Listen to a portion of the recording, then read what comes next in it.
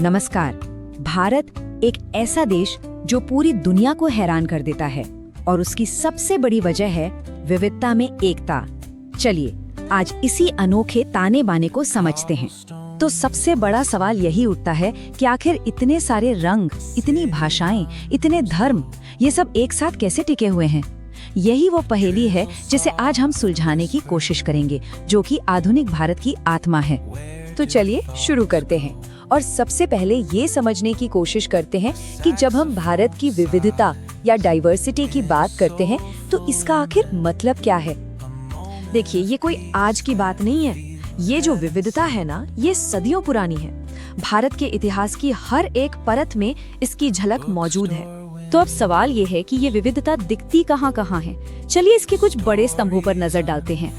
जरा सोचिए, एक देश और 22 तो सिर्फ आधिकारिक भाषाएं हैं। इनके अलावा सैकड़ों बोलियां और भी हैं। और भाषा का ये मामला इतना जरूरी है कि 1956 में राज्यों को भाषा के आधार पर ही तो दोबारा बनाया गया था। भाषा तो एक पहलू हुआ, इसके अलावा जन्म पर आधारित ये अनोखी जाति व्यवस्था, फिर हिंदू, इस्लाम, सिख, ईसाई, न जाने कितने धर्मों का संगम, और तो और हर क्षेत्र का अपना अलग खान पान, पहनावा, शादी ब्याह के रीति रिवाज, ये सब मिलकर भारत की एक ऐसी रंग बिरंगी तस्वीर बनाते हैं जो कहीं और देखने को नहीं मिलती। इस विविधता का सबसे अच्छा उदाहरण तो हमारी रोजमर्रा की जिंदगी में ही मिल जाता है।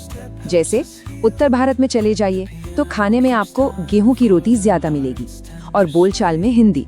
वहीं दक्षिण भारत में खाने का आधार चावल है और वहाँ तमिल जैसी द्रविड़ भाषाएं बोली जाती हैं। एकदम अलग है ना? अच्छा, तो अब ये सवाल उठता है कि इतनी जबरदस्त विविधता आखिर आई कहाँ से?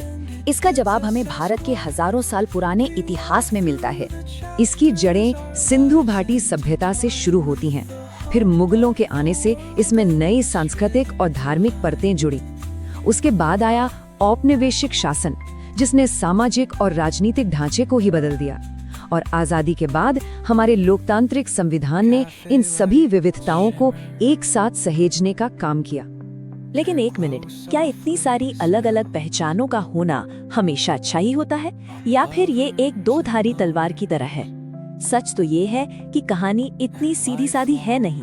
एक तरफ तो ये विविधता हमें सांस्कृतिक रूप से बहुत अमीर बनाती है, सहनशीलता सिखाती है, लेकिन इसका एक दूसरा पहलू भी है।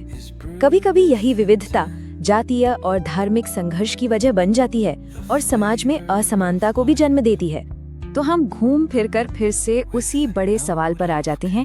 इन सब तनावों और चुनौतियों के बावजूद वो कौन सी चीज है, वो कौन सा गोंद है जो भारत को एक साथ जोड़े हुए है? इसका जवाब इन 3 मजबूत स्तंभों पर टिका है। पहला, हमारा संविधान जो हर समूह को बराबर के अधिकार देता है। दूसरा, हमारा लोकतंत्र जो सबको अपनी बात रखने का और राजनीति में हिस्सा लेने का मौका देता है। और तीसरा, वो एक साझा एहसास, एक राष्ट्रीय पहचान जो हमें याद दिलाती है कि हम सब भारतीय हैं। तो मतलब साफ है, भारत की ये जो विविधता है, ये सिर्फ एक फीचर या कोई अलग अलग चीजों की लिस्ट नहीं है, बल्कि यही इसकी सबसे बड़ी सामाजिक ताकत है। हाँ, लेकिन जब इस विविधता को सही तरीके से मैनेज किया जाता है, तभी ये देश के विकास की नींव बनती है। और यहीं पर एक बहुत जरूरी सवाल खड़ा होता है, भविष्य में इस ताकत को एक ताकत के रूप में बनाए रखने के लिए हमारे सामने सबसे बड़ी चुनौती क्या होगी?